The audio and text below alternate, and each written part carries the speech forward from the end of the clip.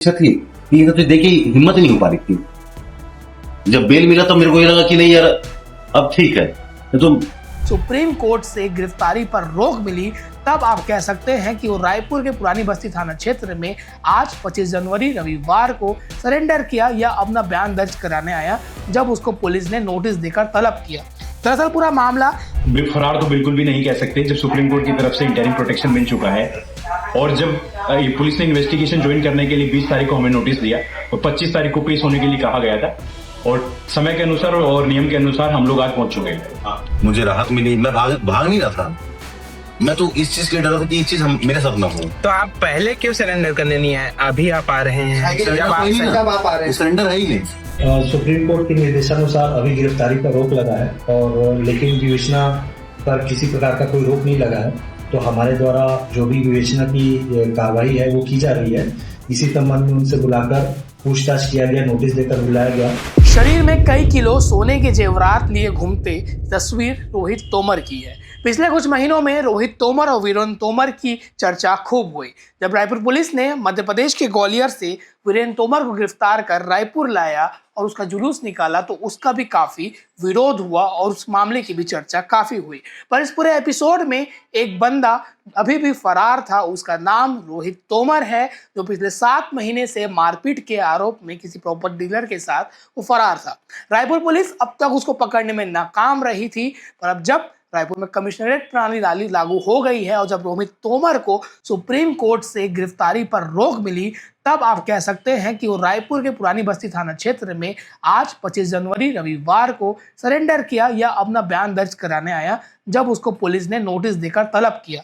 दरअसल पूरा मामला 2 जून 2025 का है, जब उसने अपने बाउंसरों के साथ मिलकर एक प्रॉपर्टी डीलर जिसका नाम दशमीत चावला था उससे मारपीट की थी। फिर वो वहां से फरार हो गए थे और लगातार पुलिस इसके बाद दोनों भाइयों की हिस्ट्री शीट निकालने के लिए तैयारी कर रही थी और लगातार जितने भी मामले थे उसको निकाला जा रहा था।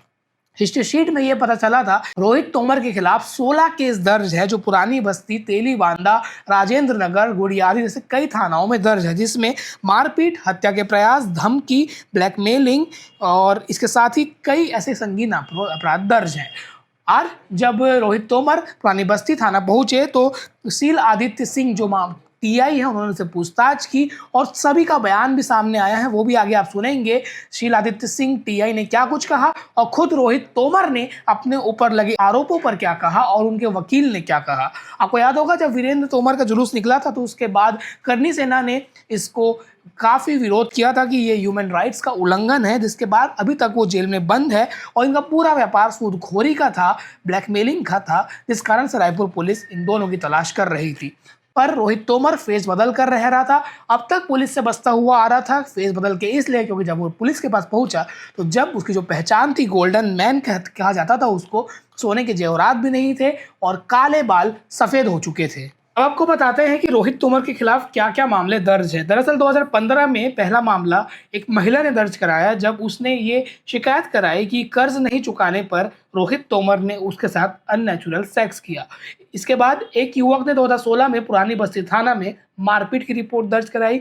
इसके बाद कारोबारी को पैसा वसूलने के लिए जान से मारने की धमकी, कोतवाली थाना क्षेत्र में एफआईआर दर्ज हुआ। 2018 में भाटा गांव में एक महिला ने पुरानी बस्ती थाना में आकर रिपोर्ट दर्ज कराया ब्लैकमेलिंग का। इसके साथ ही 2019 में कोतवाली थाना में एक महिला ने सूदखोरी और ब्लैकमेलिंग रिपोर्ट दर्ज कराई। कबीर नगर के कारोबारी ने 2019 में ब्लैकमेलिंग और सूदखोरी की रिपोर्ट दर्ज कराई और साथ ही अमलीडी में एक व्यक्ति ने मारपीट और गाली गलौज का रिपोर्ट दर्ज कराया और वीआईपी रोड स्थित होटल में पार्टी के दौरान जानलेवा हमले करने का भी केस दर्ज हुआ। यानी कि अधिकतम जो केस दर्ज हुए हैं सूदखोरी के बाद ब्लैकमेलिंग और महिलाओं ने करवाया है, ये सारे केस हैं जो रोहित तोमर के ऊपर दर्ज है, जिसके लिए पूछताछ पुलिस कर रही है। पुलिस ने मारपीट समेत कई अन्य आरोपों में रोहित तोमर से पूछताछ की है और क्या कुछ निकल के आया आप आगे वीडियो में सुनिए। पर बड़ी खबर यही है कि वीरेंद्र तोमर के बाद रोहित तोमर खुद से पहुंचे हैं और सुप्रीम कोर्ट में उनकी गिरफ्तारी पर रोक लगा हुआ है। इस कारण से पुलिस उनको गिरफ्तार नहीं कर सकती, पर पुलिस के पास जांच और पूछताछ का उनके पास हक है, जिसको वो निभा रही है।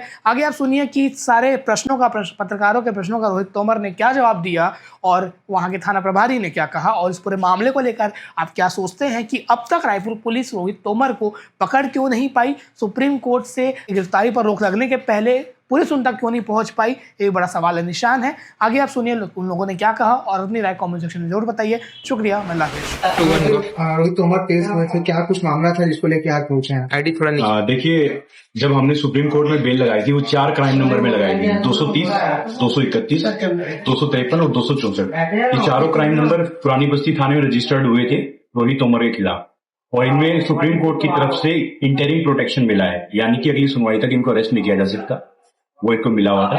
और साथ के साथ इन्वेस्टिगेशन को ज्वाइन करने के लिए कहा गया था, उसमें कोऑपरेट करने के लिए कहा गया था। और पुलिस की तरफ से जैसे कि हमें नोटिस मिला था, आज हम इन्वेस्टिगेशन ज्वाइन करने के लिए आए। लंबे समय से फरार थे पर अचानक आज पहुंचे हुए हैं, किसी बात दबाव तो नहीं रह रही थी? लगातार इनके भाई को भी खोजबीन की जा रही थी। देखिए, आप फरार तो बिल्कुल भी नहीं कह सकते जब सुप्रीम कोर्ट की तरफ से इंटरिम प्रोटेक्शन मिल चुका है, और जब पुलिस ने इन्वेस्टिगेशन ज्वाइन करने के लिए 20 तारीख को हमें नोटिस दिया और 25 तारीख को पेश होने के लिए कहा गया था, और समय के अनुसार और नियम के अनुसार हम लोग आज पहुंच चुके हैं। एक परिचय दे दीजिए। अब अपना परिचय। मैं advocate Himanshi Sharma, supreme court में प्रैक्टिस करती हूँ और इस मामले को मैं और ये आप आज सरेंडर करने आए हैं, यहाँ पर पूछताछ के लिए बुलाया गया है, आप खुद आए हैं या क्या है मामला? नहीं, मैं इन्वेस्टिगेशन में सपोर्ट करना है वो जो मुझे सुप्रीम कोर्ट से स्टे मिला हुआ है केस में, और बिल मिल चुकी है। तो 25 तारीख के नोटिस भेजा था घर में कि आपको इन्वेस्टिगेशन ज्वाइन करना है। अभी तक आप इतने दिन से फरार थे, क्या कुछ आरोप लगे हैं आप पर? पूरे आरोप झूठे हैं कि अगर आप किसी ने एक 25 जांच में ही पूरी चीज किया गया है। अगर आप देखें तो जिन्होंने भी आरोप लगाया है, आप उनका अकाउंट देख सकते हैं, मेरा अकाउंट देख सकते हैं कि मैंने उनको पैसा दिया है। बिना पैसा दिए कोई पैसा दे दे, कोई बोल दे कि मैं 1 लाख का 1 करोड़ दे दिया, बोलने से क्या होगा? मैंने तो ये कि मैंने अकाउंट में दिया है अकाउंट से। मामला एक छोटी सी लड़ाई से बड़ा था, वो क्या मामला क्या था आखिर? वो पूरा मामला तो ये था कि हम क्लब गए थे और जिससे लड़ाई हुआ तो मैं उनको जानता नहीं था, तो वो आए मेरे से बदतमीजी करने लग गए। बदतमीजी के दौरान उनका एक हाथ मुझ पे था, तो मैं उनको धक्का दे दिया। धक्का देखिए मैं वहां से निकल गया। अगले दिन मुझे पता चलता कि मेरे ऊपर खुद एफआईआर हो गई है। एफआईआर होने के बाद मुंह चलका था, हमको जानकारी नहीं थी कि ये चीजें कब कहाँ से कहाँ क्या हो जाएंगी। आप एक राजनेता का भी कुछ पैसे लेन देन को लेकर इस बारे में बहुत सारी खबरें चल रही थी, तो कहाँ तक उस खबर में सत्यता है कि आप पैसे लेकर इस मामले को दबाने की बात कही जा रही थी, तो वो मामला कहाँ तक? इस बारे में मुझे कोई जानकारी नहीं। आपके भाई के साथ भी वो कार्रवाइयां हुई हैं, वो किस प्रकार से बोलते हैं? बड़े भाई के साथ तो बहुत ही गलत किया गया। बड़े भाई तो हमारे इस काम धाम में इस कहीं से वो कोई था ही नहीं। आप देखे होंगे जो भी क्लिप चलाओगे तो भैया से तो आज तक भैया ने किसी से लेन देन किया नहीं है। अगर हमसे कोई उधारी पैसा लिया, उनसे कोई उधारी पैसा लिया हुआ है, तो अगर टाइम पे नहीं दे पा रहा है, टाइम पे नहीं दे पा रहा तो भैया को फोन करते तो भैया बोलते पैसा छोड़ दो। वो चीजें हुआ करती थी।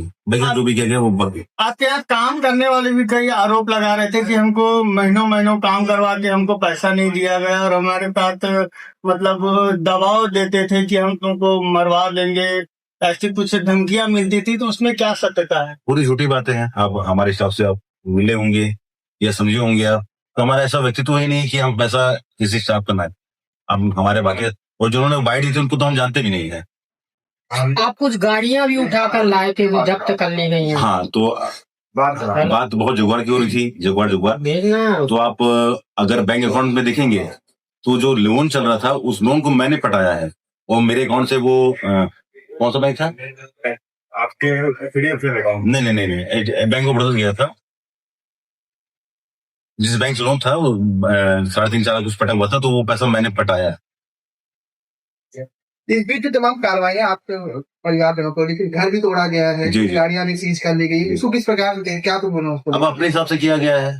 कुछ भी चीजों को हम नहीं थे, हमारी भाभी के ऊपर में, वाइफ के ऊपर में बहुत चीजें ऐसी खत्म बनाई गई कि अब उसमें हम क्या ही बोले। अब मैं तो निःशब्द सबको बोलने के लिए मुझे राहत मिली। मैं भाग नहीं रहा था, मैं तो इस चीज के डर था कि ये चीज मेरे साथ ना हो। तो आप पहले क्यों सरेंडर करने नहीं आए? अभी आप आ रहे हैं, जब आप आ रहे हैं। सरेंडर है ही नहीं।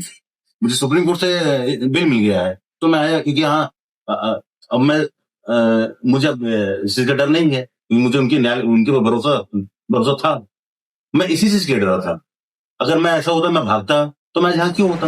रोहित तोमर थाने आए हैं, किस तरीके से इनकी तलाश की जा रही थी, क्या आरोप है और किस तरह की कार्रवाई की जाए?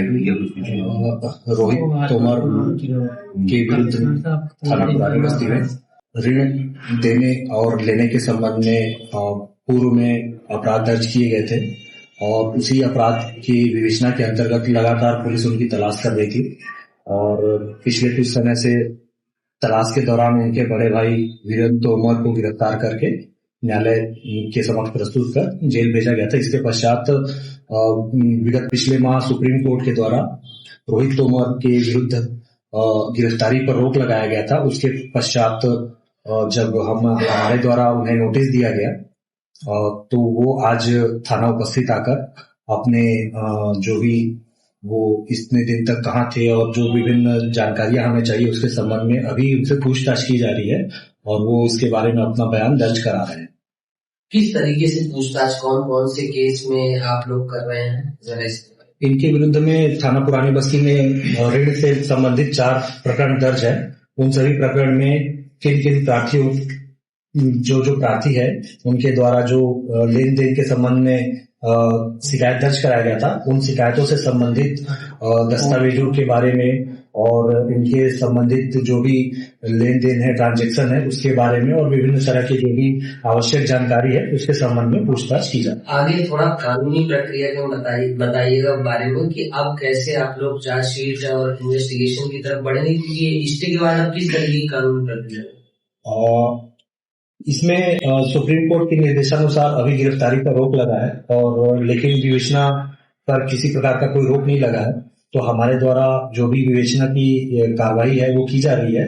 इसी संबंध में उनसे बुलाकर पूछताछ किया गया, नोटिस देकर बुलाया गया और आवश्यक दस्तावेज जो भी साक्ष्य है उनको एकत्रित करने का प्रयास किया जा रहा है और विवेचना कंप्लीट होने के पश्चात माननीय सुप्रीम कोर्ट के निर्देशानुसार अग्रिम कार्रवाई की जाएगी।